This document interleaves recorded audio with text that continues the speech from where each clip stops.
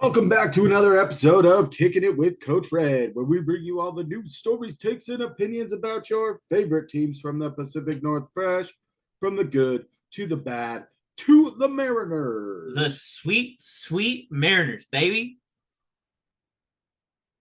We are a week and a half away from opening day, so it's the perfect time to do a post early free agency mock draft. You guessed it. But before we dive into that, why don't I tell you a little bit about us? If you're looking for a guy that is the closest thing to Mel Kiper Jr. on this entire podcast, maybe you're looking for a guy like me, your boy Coach Red. You can find me on X at the real Coach Red, on Instagram at the real underscore Coach Red, TikTok at the real Coach Red. Also find the show over on YouTube. Search Kicking It with Coach Red. Like, subscribe, hit the bell notifications, leave a comment or two.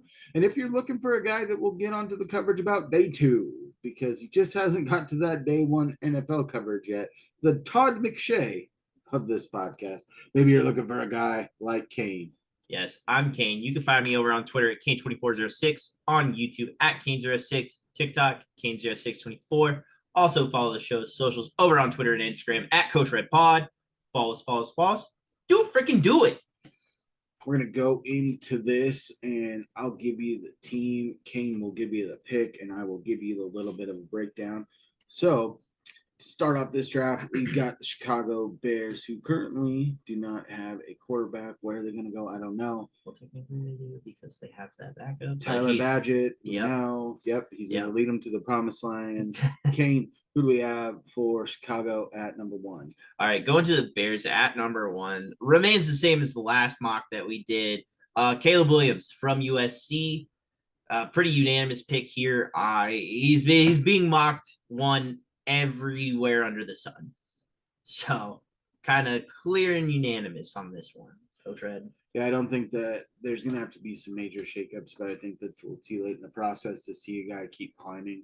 I think you've seen what you've seen unless something happens big at one of these pro days. I think that Caleb Williams is going number one overall.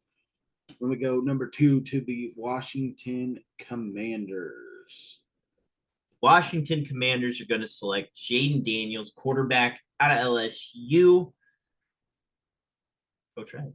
I think with this pick, you look at the signing that they did with Marcus Mariota being the primary backup / bridge quarterback. I think that lends itself to Jaden Daniels' gameplay. He's more of a mobile guy. He does give you that dual threat capability like Mariota does to a lesser extent at his age. I think that signing kind of really foreshadows what they're going to do with pick two.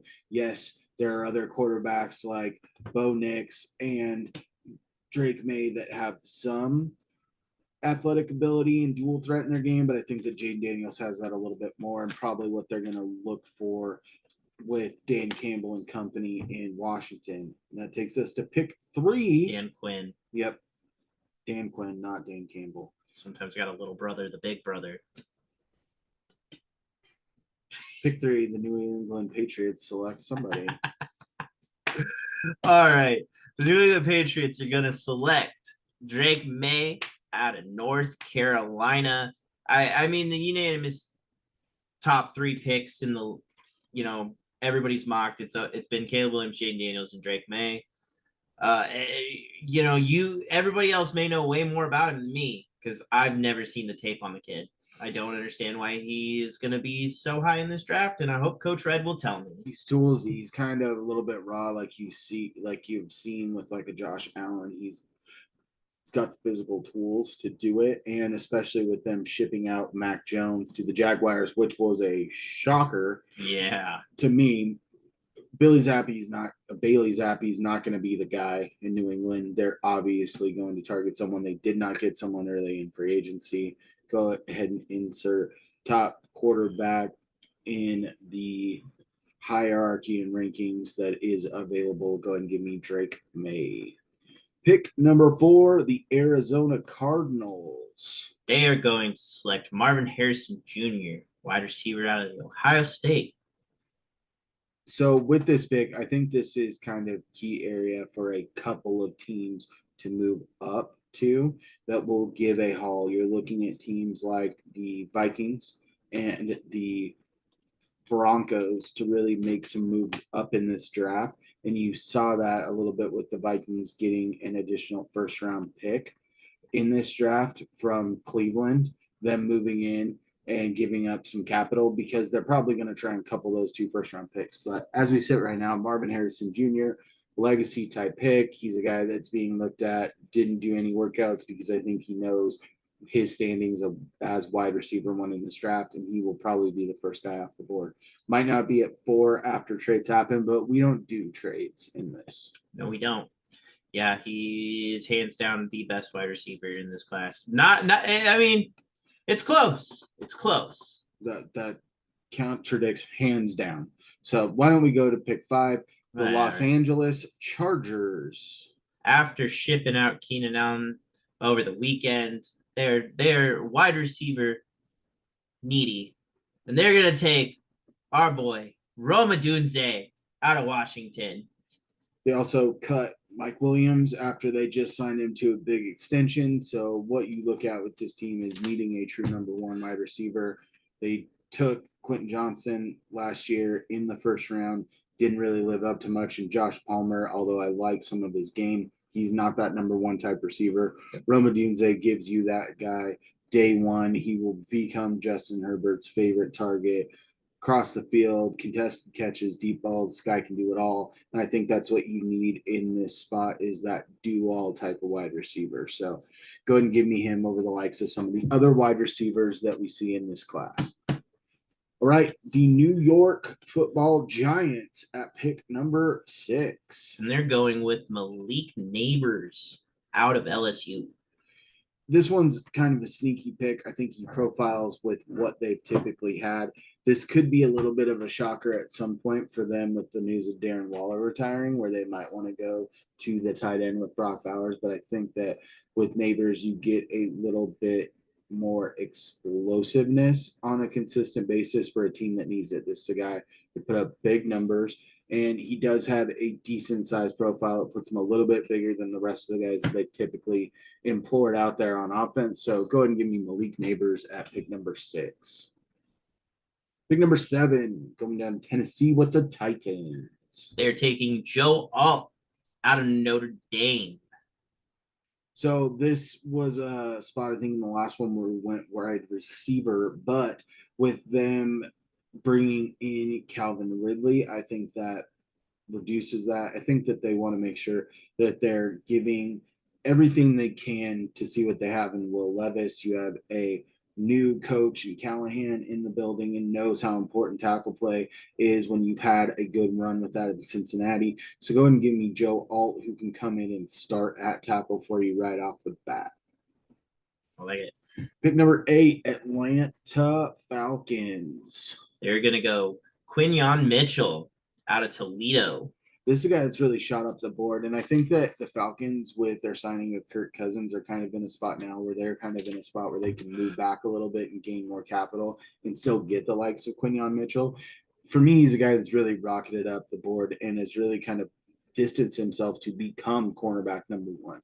This is a team that still has A.J. Terrell, but they lost the lights of Jeff Okudah. So when you look at this team, it's a team that needs help on the back end. Their defense has played well enough. Go ahead and give me a spark plug in a guy from a smaller school that you've seen kind of explode and being those top caliber corners recently in the league, and the likes of Sauce Gardner coming from Louisville, who's had its ups and downs. And then you look at Reek Woolen in his rookie year coming out of UTSA. Give me Quinyon Mitchell to be that new young exciting cornerback in the league. All right, pick number 9, and that is the Chicago Bears again. And I think we went with a wide receiver here last time, but not today. They don't need one anymore. No, they don't.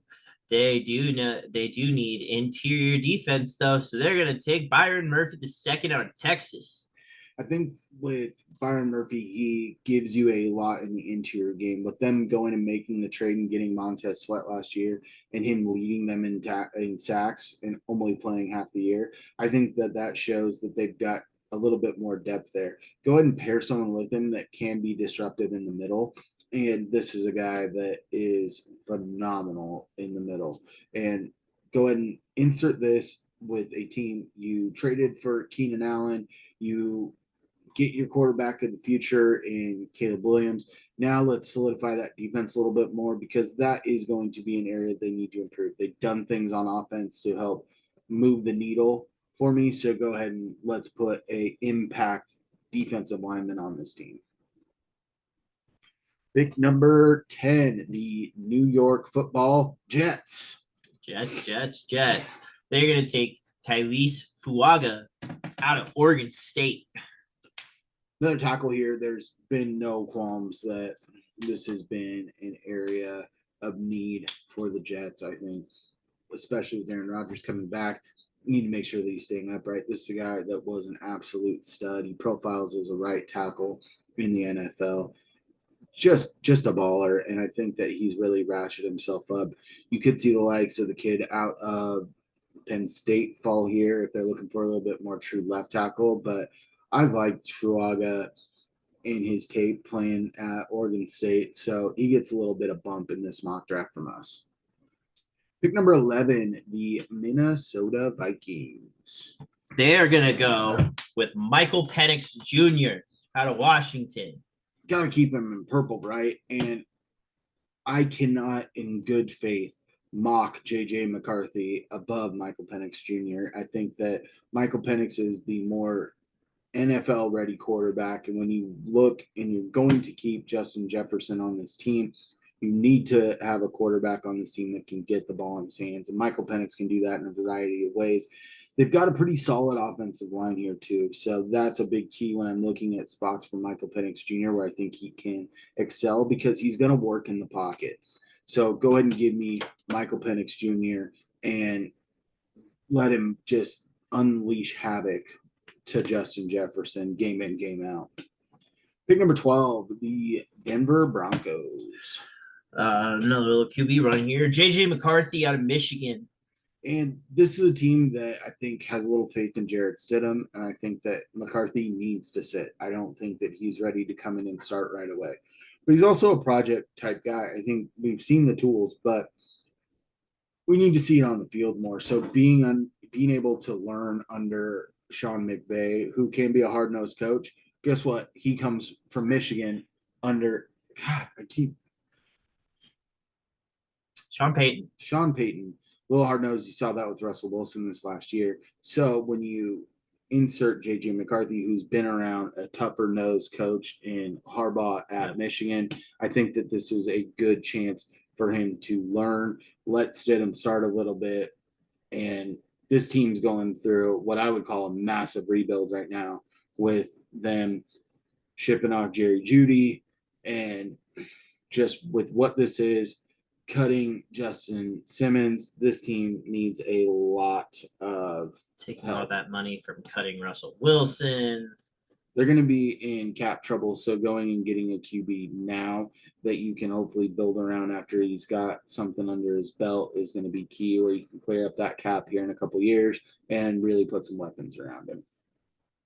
Pick number 13, the Las Vegas Raiders. They're going to go with Terrion Arnold out of Alabama. This is a guy that could be in the running for cornerback one. I think that with the Raiders, with what they've done in going and getting Minshew and having Aiden O'Connell on this team, I don't think that they're going to look at quarterback early. I think that with the run that's already happened, they could potentially look at, say, a Bo Nix in round 2. But go ahead and give me an impact player on defense. They already went and got Christian Wilkins to pair up with Max Crosby. Go ahead and give me an impact player in the secondary from a team that turns out just NFL ready defensive backs year in, year out in Alabama. Yes. Pick number 14, the New Orleans Saints. New Orleans Saints are going to select Brock Bowers out of Georgia. I like this pick here because they also have Juwan Johnson back there. They don't have very good tight end pieces, and this is a team that has thrived off tight end success. They still have Taysom Hill on this roster, but with when you really look at it, you've got Shaheed and then you've got Chris Olave. But besides that, you don't have a lot in the passing game. I think that if you go and get a player with the caliber of Brock Bowers to go with this team, you can see them hopefully take a little bit further step because there are a team that ever since Jimmy Graham likes to put the ball in the hands of the tight end, but they haven't been able to do that as consistently, except with Taysom Hill and his gadgetiness. Give me a true tight end, and then you can run Taysom Hill in a two tight end set thing. And I could see a lot of two tight end sets and really trying to get Alvin Kamara going more and more each game. Yep. All right, pick number 15. We are going to Indianapolis and the Colts. They're going to select Cooper DeJean out of Iowa. This is a spot where we kind of looked at wide receiver, but I thought that there would be too much of a reach to go get one here. I could see them potentially moving down if someone's trying to move up for someone in this spot and them looking in the defensive backfield to kind of get a guy where John, people say he can play safety. I still think that he's probably one of the top corners in this class. So go ahead and give me a guy that has a little bit of versatility and can play all around that defensive backfield. Pick number 16, your Seattle Seahawks. They are going to select Troy Fantanu out of Washington. With all the moves that have been made by the Seahawks this offseason, they really have not addressed that guard position super well. They went and got Nick Harris, who profiles as a center / guard that is probably going to fight with Timmy for the starting center spot. They made a small signing today for a career backup from the Rams. This should not impede you at all on going and getting another young guy on this line. If you put Troy Fantanu on this line and you roll out Anthony Bradford, I think that you have the pieces to build a young and up and coming line to have Geno Smith and potentially Sam Howell play behind this upcoming year. Yes. All right, pick number 17. We are going to Jacksonville, the Jaguars. Jacksonville is going to select Dallas Turner out of Alabama. This is a good spot because you look at Josh Allen, the edge player, and then picking up the fifth-year option. And yes, you have Trayvon Walker here, but with them addressing the interior offensive line, with them addressing the safety position, I think that edge is a sneaky good pick. Get a good rotation going. Dallas Turner is one of the top edge prospects in this class, and to get him at pick 17, I think is a steal. Yes. All right, pick number 18, the Cincinnati Bengals. They're going to select Adonai Mitchell out of Texas. With Tyler Boyd not currently on the roster and T. Higgins not being able to get a long-term contract lined out, he has requested a trade. So you might be able to get a first-rounder back in this draft for him. Go ahead and give me a guy that has big playability. You've got Jamar Chase on one side, and if you put Adonai Mitchell on the other, yes, we'll address somewhere in the draft, usually third, fourth, fifth round, you can find a little bit more slot type guys. Go and give me another big time playmaker because that's what Joe Burrow's used to. T. Higgins, Jamar Chase. Go and give me another guy that has the upside of a T. Higgins and Adonai Mitchell. Yes. Pick number 19, the Los Angeles Rams. The Rams are going to take Jerzon Newton out of Illinois. Aaron Donald hangs up the cleats. Go ahead and get me my top interior defensive lineman here. This is a team that surprised a lot of people last year on their run to the playoffs. And go ahead and get a guy from a school that's not necessarily known for pumping out NFL talent. They have recently in Illinois. Go ahead and get me a guy that has impact and pass rush upside. And I guarantee that Aaron Donald will still be around the program in some form or fashion. And this is a guy that I think would do wonders learning from an Aaron Donald. Right.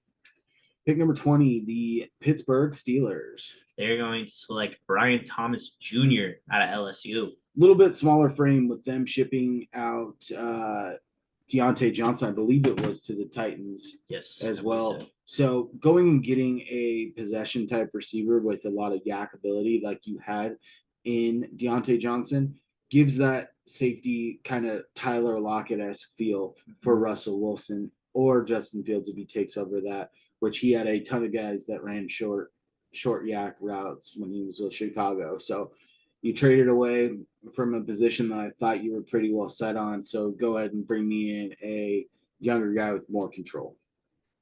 Like it. Pick number 21, the Miami Dolphins. They're going to select Olumiwa Fashanu out of Penn State. Nailed it. This is tackle prospect. I think he could go a lot earlier than this, potentially in the top 15. But when you look at the Dolphins as a whole, yes, they went and got, I think it's Terron Armstead, but Austin Jackson has underperformed from being a top first round pick a few years back. He's never really fit the billing. Go ahead and give me a guy that gives you early swing potential, could pop in at right tackle, more suited for left tackle, and maybe his Armstead ages, probably moving to right tackle might benefit him, and then you can slide him over to the left tackle. So with a team that has a lot of strengths and I think addressed a lot of things, the only other position that I would have really looked at was trying to fill Christian Wilkins, but there's not that D tackle / edge player that really fit this spot. All right, pick number 22, the Philadelphia Eagles. They're going to select Jackson Powers Johnson out of Oregon. Jason Kelsey hangs up the cleats. You do have guys in Landon Dickerson that can fill that, but just signed a massive deal to be one of the top paid guards. So I think you're keeping him there. Yes, you have, I believe, Cam Jurgens as your starting center penciled in right now. Go ahead and get a guy that's really rocketed up the boards a little bit, was looked at as a second round pick at best, who I've seen consistently going in the first and fills a position in need and really helps out this team, especially when they've made some moves to address some of their shortcomings on defense. Yes. Pick number 23, we have the Minnesota Vikings, and they're probably not picking. They're probably coupling this pick to move up to get a quarterback, but as we sit right now, we will take a pick while we are on the clock. It's true. Vikings are going to select Jared Versey out of Florida State. When you look at Daniil Hunter leaving this team, this is a guy that has given you a ton of production for a lot of years. So go ahead and give me a guy that is toolsy and his production in college just never really was there. And you look at some guys like Edefe Owe, when the Ravens selected him, I think he only had 1 or 0 sacks his last year in college. And I think that Versey's a guy that has underperformed in the stats, but I think this is a guy that could really play a lot better once he hits the NFL. All right, pick number 24, the Dallas Cowboys. They are going to select Laiatu Latu out of UCLA. Edge defender, and I think with this team, some of their big shortcomings, there just wasn't good value at this spot. So you could never have too much pass rush. Yes, you have Micah Parsons, but you could play Micah Parsons a little bit more in that hybrid role of rush and also playing a little bit of linebacker.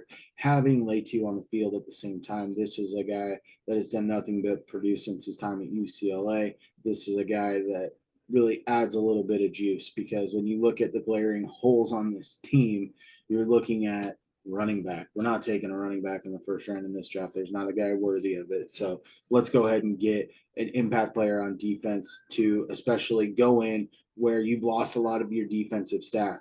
When you look at Dan Quinn and Arden Durde that are both not there anymore, new defensive staff with Mike Zimmer, go ahead and get some players on this team.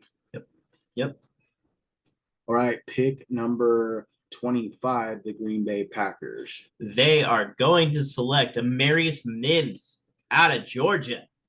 Tackle to fill in for the hole that they created when they released David Bakhtiari. Mims gives you the best potential at this spot to be a impact player at the tackle position, especially the left tackle position. This is a beast of a man. I think this is a good spot for him. Yep. Pick number 26, we have the Tampa Bay Buccaneers. They're going to select Nate Wiggins out of Clemson. They've lost some cornerback play. Carlton Davis isn't there anymore. I think Jamel Dean is your top corner, and I don't love that. Go ahead and give me Nate Wiggins, who could be – you've got him, you have Quinyon Mitchell, you have Terrion Arnold, who kind of are all jockeying, and Cooper Jean for those top spots when we're looking at the cornerback position. Go ahead and give me a guy on this back end. They address their offensive side. Let's go ahead and address the defense. In free agency, we'll address the defensive side here in the draft. Pick number 27, the Arizona Cardinals. They are going to take Graham Barton out of Duke. He profiles a little bit more as a guard, just like we talked about Troy Fantanu making that move inside. He can play a little bit of tackle for you as well. So when you look at DJ Humphreys leaving, they have made some moves and getting Jonah Williams from the Bengals. This is a guy that you can add to the interior of this line and really make some play, because this is a team where you need to build this team up a little bit more and more and more. Let's do it in the trenches. That's how you win football games. And you saw some decent things from them last year, especially once Kyler got back on the field, and their defense played a little bit better than I think we expected to. So let's go ahead and help juice up this offense a little bit more. All right, pick number 28, the Buffalo Bills. They are going to select Lad McConkey out of Georgia. Wide receiver, they lose Gabe Davis. When you look at, I believe Shakir is their number 2 right now, Khalil Shakir, behind Stephon Diggs. This is a guy that has a lot of upside. When you look at him, he's a guy that can really get the yak, but he's got a little bit of a bigger body, and he's a good possession type wide receiver. He can kind of give you the same profile that you got with Gabe Davis, but I think this is a guy that you're going to see a little bit more consistent production from, because Gabe Davis was so boom or bust week in, week out. Go ahead and give me a guy that has good upside and has been trending to become a first-round pick as we've gone along, or high second. All right, pick number 29, we are going to the Detroit Lions. The Lions are going to select Kool-Aid McKinstry out of Alabama. Cornerback here. There's not a whole lot of holes on this team. No, really good. The only spot that I could really find where we could use a little bit more playmaking ability, and that's at the cornerback position. And Kool-Aid has all the tools and all the physical capabilities. He just kind of got lost a little bit. And when you look at a coaching staff full of former players and Aaron Glenn, who was a defensive back in the league, go ahead and give me a guy that can really get coached up. And you've seen the moves that this team has made. Go ahead and give me more playmakers on this team. And wouldn't it be a reunion with Branch too? Their safety? Correct. So having them in the same backfield again would be gross. Nasty. All right, pick number 30, Baltimore Ravens. I'm going to butcher this one. Mike Sainristil out of Michigan. Mikey Sanistrell. All right. Slot corner. I mean, this might be a little bit early, but this is another team that doesn't have a whole lot of holes.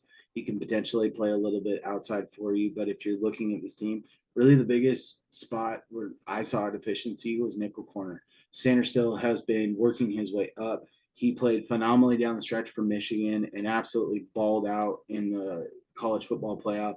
This is a guy that could work his way into first-round contention. Pick number 31, the San Francisco 49ers. They are going to select J.C. Latham out of Alabama. Tackle prospect, and I know that they just reworked their right tackle. Don't remember his name, but when you look at Trent Williams, he's not getting any younger, and I think that this is another team that addressed some key needs. There wasn't players in some of the positions that we love to see where we could get value. So let's go with a higher value pick to potentially start in year 2 and learn from Trent Williams and be that next guy up. And to round it out, we've got the Kansas City Chiefs selecting at 32. They're going to select Tyler Guyton out of Oklahoma. Their left tackle right now is a mystery. This is something that they're going to need to address either via trade or with this pick. I could see them trading this pick for an established veteran, but the problem is with the Chiefs is they run into cap issues right now. So getting a younger guy that can come into that left tackle position, Tyler Guyton is a mammoth of a man. He showed out at the Senior Bowl, and I think that he is very deserving of a first-round pick, and I think that him going to the Chiefs would be a very soft landing spot for him. Yeah, exactly. Trying to gun for that 3-peat. So when you look at this is mock draft number 2. We'll be doing a couple more of these before we get to the actual NFL draft. But we're doing the best what we got. There's still going to be moving pieces. There's going to be guys that get traded around. There's going to be additional guys that get cut. But with the moves that have been made over the last week, there's a lot of moving pieces. So we tried to find good fits for teams.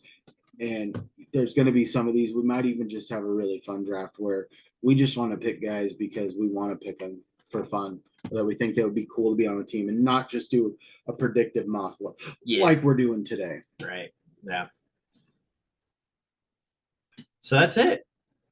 It's not it. You need to go follow us on social media. God, So if you're looking for a guy like me, you can find me, your boy Coach Red, on X at the Real Coach Red, on Instagram at the Real_Coach Red, TikTok at the Real Coach Red. Also find the show over on YouTube. Search Kicking It with Coach Red. Like, subscribe, hit the bell notifications, leave a comment or two.